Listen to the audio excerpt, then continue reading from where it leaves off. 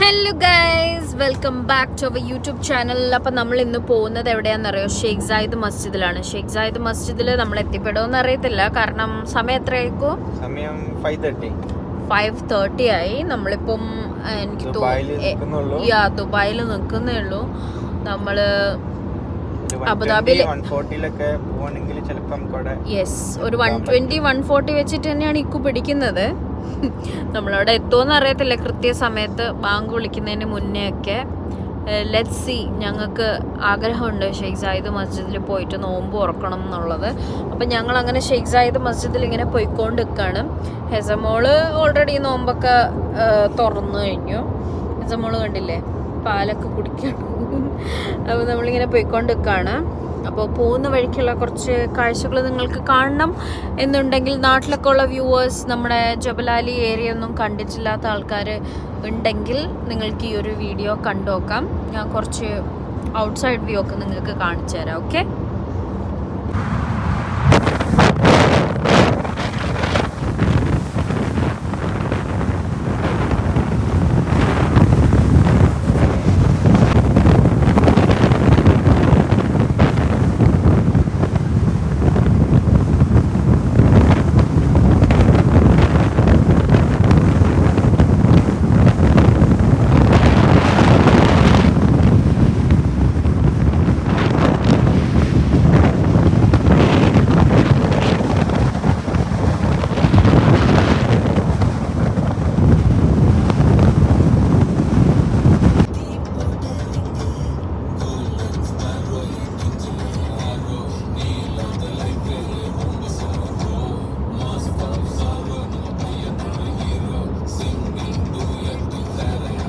So guys, ഞങ്ങൾ അങ്ങനെ Sheikh Zayed മസ്ജിദിൽ എത്തിപ്പെട്ടില്ല. അപ്പൊ ഞങ്ങള് പോയിരുന്ന പള്ളി കണ്ടു. അപ്പൊ അവിടുന്ന് വീണ്ടും യാത്ര തുടർന്ന് അപ്പൊ നമ്മളിവിടെ എത്തിയിട്ടുള്ളത് മദീന സായിദിലുള്ള അബുദാബി. സോ ഞങ്ങളിവിടെ ചെറിയ ഷോപ്പിംഗ് ഒക്കെ ചെയ്ത് കുറച്ച് ഫുഡൊക്കെ കഴിച്ച് പിന്നീട് തിരിച്ചു പോകുന്നതായിരിക്കും അല്ലേ? യെസ്.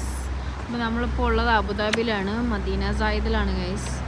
അപ്പോൾ ഗൈസ്, നമ്മളിവിടെ മദീന സായിദിലാണ് ഉള്ളത്. ഈ ഒരു പള്ളിയിലാണ് കേട്ടോ. നമ്മൾ ജസ്റ്റ് ഒന്ന് ഡേറ്റ്സും വെള്ളവും വെച്ചിട്ട് ജസ്റ്റ് നോമ്പ് തുറന്നിട്ടുള്ളൂ. ഫുഡൊന്നും കഴിച്ചിട്ടില്ല. നമ്മൾ അവിടെ എത്തിയപ്പോഴും ലേറ്റായിപ്പോയി, അപ്പോൾ ഫുഡൊന്നും കഴിക്കാൻ പറ്റിയിട്ടില്ല. So we are going to Madinat Zayed shopping centre. നമുക്ക് ഇവിടെ നിന്ന് എന്തെങ്കിലും കഴിക്കാം. So let's go. അപ്പം ഇന്ന് ഷെയ്ഖ് സായിദ് മസ്ജിദിൻ്റെ ആ ഒരു വീഡിയോ ഇതിനകത്ത് ഉണ്ടായിരിക്കുന്നതായിരിക്കില്ല. നമുക്ക് ഇവിടെ ഒന്ന് എക്സ്പ്ലോർ ചെയ്യാം. What you think?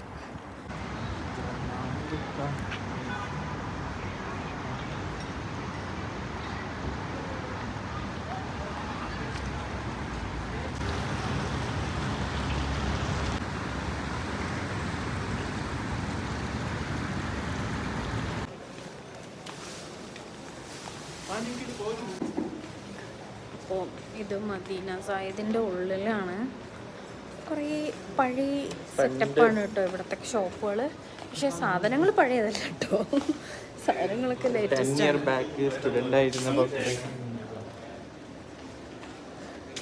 എന്താണ് ഇക്ക് പറഞ്ഞേ?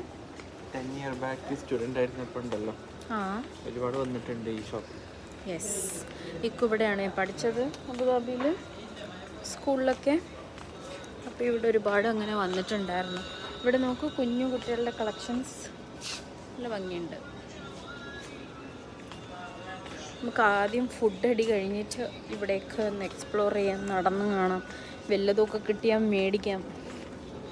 നല്ല നല്ല അബായാസ് ഒക്കെ ഉണ്ട് കേട്ടോ ഇവിടെ. നോക്ക്,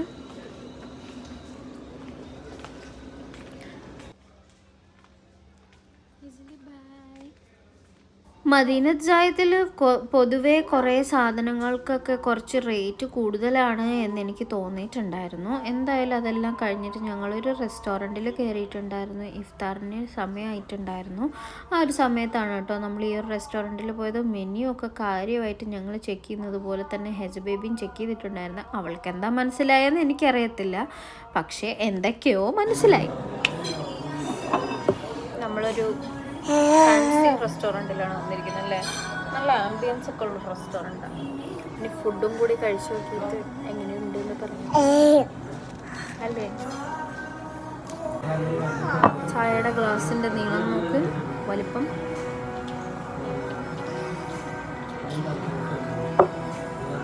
ആഹാ, നല്ല ചായ കേട്ടോ. ചായയിൽ ഞങ്ങൾ തുടങ്ങി. ചായ സൂപ്പറായിട്ടുണ്ട്. ലേക്കോ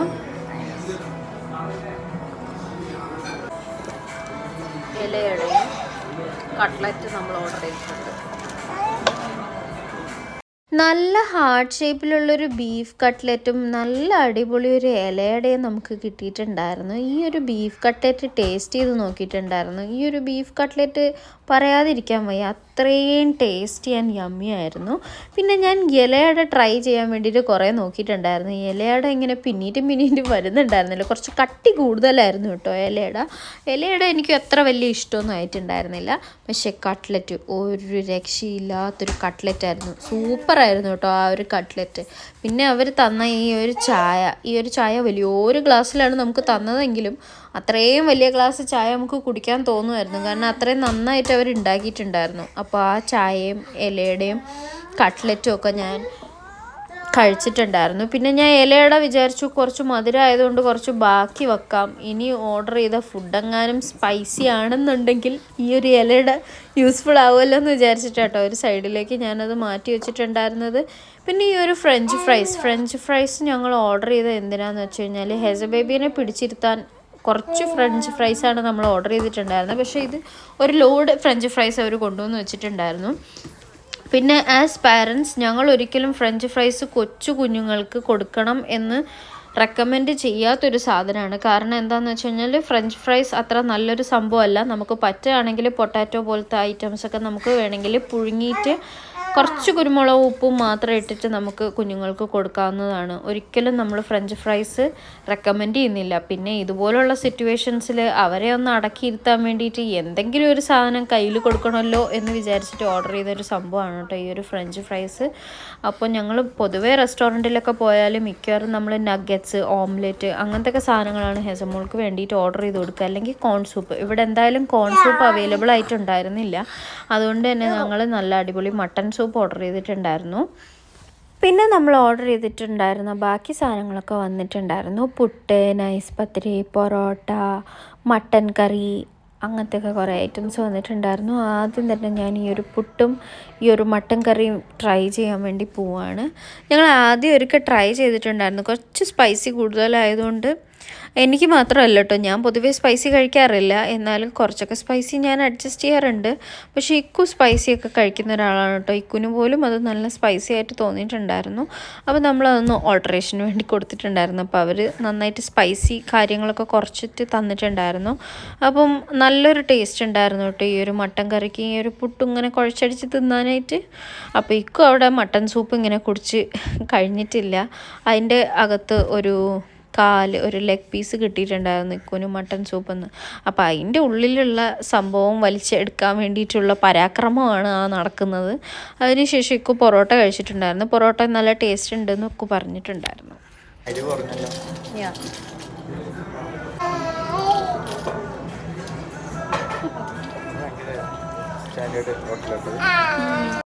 ഫുഡൊക്കെ കഴിച്ചു കഴിഞ്ഞ് ഞങ്ങൾ കുറച്ച് നേരം കൂടി ആ ഒരു മദീന ജായിദ് ഹൈപ്പർ മാർക്കറ്റ് ഫുള്ള് നമ്മളിങ്ങനെ ചുറ്റിത്തിരിഞ്ഞിട്ട് ഞങ്ങൾ നേരെ വണ്ടിയിൽ കയറി കുത്തിയിരുന്ന് നേരെ ദുബായിക്ക് വച്ച് പിടിച്ചിട്ടുണ്ടായിരുന്നു. ഓൾറെഡി കുറേ ലേറ്റ് ആയിട്ടുണ്ടായിരുന്നു നമ്മൾ അവിടെ നിന്ന് ഇറങ്ങുമ്പോൾ തന്നെ.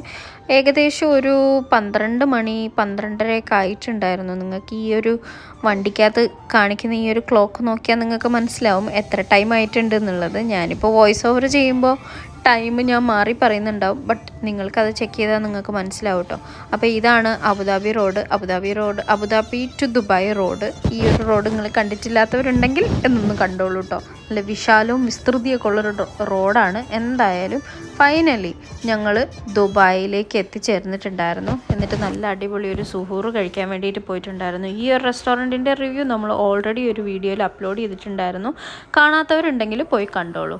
അപ്പോൾ അത്രയേ ഉള്ളൂ ഇന്നത്തെ video. Thank you so much for watching guys.